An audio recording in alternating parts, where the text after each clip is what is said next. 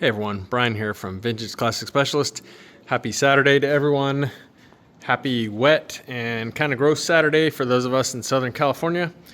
Anyway, it is time for another episode of Day in the Life of Vintage Classic Specialist, our daily or almost daily show where we talk about what we did in our little VW restoration shop today. So pretty much was in the shop mostly by myself today, except Santiago, our upholstery guy, was kind of in and out, and Rene was out in the little workshop doing bodywork. So I'll talk about those guys in a little bit. Let me start off with what I did today.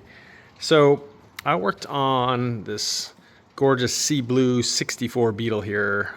Pretty much that is, I'm trying to think, that's all I actually worked on today. So, but the good news is that I got a lot done. So let's see here. Why don't we start at the back of the car and work our way forward? So the back of the car, I put on the deck lid spring, which was not on there before. Not a big deal, but needed to be done. But more importantly, I put in at least the rear engine to body seal, which is the one that runs around here. The front one, the one that goes kind of over the transmission, was not able to put that one in because, lo and behold, Wolfsburg West is out of those. They've been out of those for a while, so what are you going to do? Anyway, probably see if Eddie Collins can get me one from one of the other vendors that he has an account with. So not a big deal. I can add it later. Really prefer to add it before the firewall soundboard, but anyway, not a big deal. But yeah, speaking of the firewall soundboard, went ahead and installed that, sides of course, and the front one. I am a huge fan of how these look. So simple and plain and clean looking. Really, really pretty. The one on this car, which probably was the original one, was in okay shape, but yeah, it just needed a refresh. So we took it out and put in a new one. But anyway, there you go. So that's kind of a big deal, I guess. Getting the engine compartment ready. The transmission for this car went to my transmission guy. Let's see, when was that? I think that was yesterday, Friday. He picked it up, so he'll probably have that back to us in a couple weeks. And then I need to get on a motor for this car. So that's actually, we're going to be running out of things to do on this car pretty soon here. So I need to light a fire under my own butt and get going on a motor for this thing, which again, I believe we're going to do about like an 80 horsepower 1776.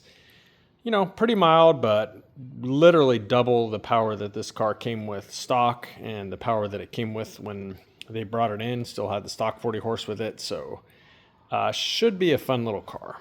The only other upgrade we're doing is front disc brakes. Give a little bit better stopping power here.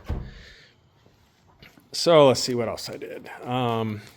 Another thing that I did was I went ahead and installed the front floor mat, which you can see there. Again, really, really nice. I love how these look. So the ones we use are from Wolfsburg West.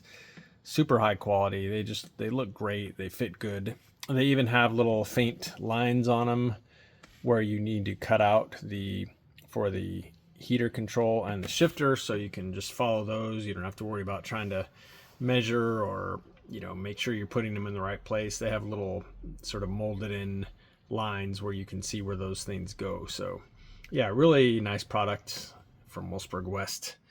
And then of course the rear one is in too. That one Rafa had installed, I guess last week. But anyway, so the bigger deal is that once I got the seats in, or excuse me, I just kind of spoiled my own thing here. Once I got the floor mat in, then pretty much it was time to go ahead and put the seats in. So the seats were sitting in here before, but they are actually mounted now. And guys, I am in love with this interior in this car. This gray and charcoal and black and the off-white, bone, whatever you want to call it, just amazing on this car. Really, really happy with how this turned out. Really beautiful in my opinion, and I think probably in most people's opinion, hopefully, but hopefully the owner's opinion, pretty sure they're going to be happy with it. But yeah, so that went in. The other thing, which before I did the seats, I went ahead and, sorry I don't have a light on me, but I went ahead and reinstalled the shift lever, and which we painted the correct gray black color, and then we also had painted the e-brake lever and shift lever. So yeah, installed the e-brake lever with the cables, new cables of course, and Rafa I think had installed the shifter previously, but yeah, installed those, put a new throttle cable in, new clutch cable, new Bowden tube, throttle cable if I didn't mention that. So yeah, pretty much all the cables are replaced except the heater cables. I don't know if I'm going to replace those or not. They're usually fine, but anyway, so yeah, cables are all new and greased and installed. Another thing I did, again, not a huge thing, but I went ahead and installed the front hood latch there and adjusted the hood mechanism. That's always a little scary because there's always like some small chance that if things are sort of off when you close the hood, when you're going to go to adjust it, is that it's going to get stuck, and that is a terrifying feeling. But we're very careful, we take our time, and boom, so nice. There we go. Yeah, it works great. So Jacob had previously gone and pulled that off. It had overspray on it from when this car was painted previously and stuff like that. So he cleaned it up, did a great job, and then we put it back on. And then, yeah, finally today, put the handle on, and of course the pin mechanism here, which Jacob had also restored previously. So yeah, and guys, I think I say this every time here, do not slam hoods on Volkswagens. Just lower them down until you fill the pin line up. A little bit of a push, you hear that click. Double check that it's latched, that's it. The problem is if you slam them, sometimes the metal lip on the hood will manage to grab the metal lip on the body that holds the seal in, and then they can get pretty stuck. So it's not necessary, don't do it, and your life will be much better than if you have a stuck hood on a Beetle. So let's see, I think that is the main things that I did on here.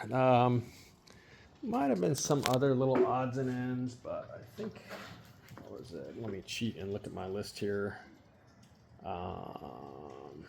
Yeah, that's pretty much it. So let's talk about Mr. Santiago today. So unfortunately, we were hoping to install the complete interior, or finish installing the complete interior in this Beetle today. And so Santiago worked on putting the carpet and this metal strip here and everything on the back seat in preparation for installing it in the car.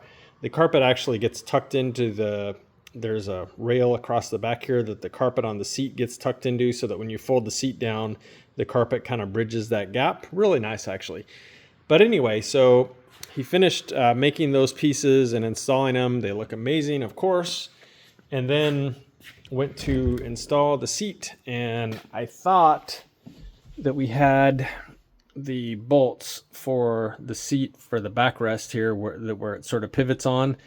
I couldn't find those for the life of me. I thought we had them, but it doesn't seem that we did. I may look one more time, but not a huge deal because they're readily available, Wolfsburg West or whatever. But I was pretty bummed out because I really wanted to see the rest of this interior installed in this car. So yeah, this is just kind of sitting here now because without those bolts there's no point in going any further, really, because that's the first step, is to install that on those two hinge points, and then he can finish installing the carpet back there that I spoke about earlier, and then the bottom of the back seat can go in with its support rail, which we also painted the correct red color, and then the front seats can go in. So kind of a bummer, but by Monday or Tuesday, depending on how long it takes us to get those bolts for the back seat, we will have this thing installed, all the interior. So I'm not going to go out there because it's raining and it's gross out, but I will just mention briefly that Rene, our paint and body guy, continued working on the crusty Ghia. So he's working on the last bit of crust on that car, which is the floors. So the floorboards on the driver and passenger side, talking about the crusty Ghia, not this car.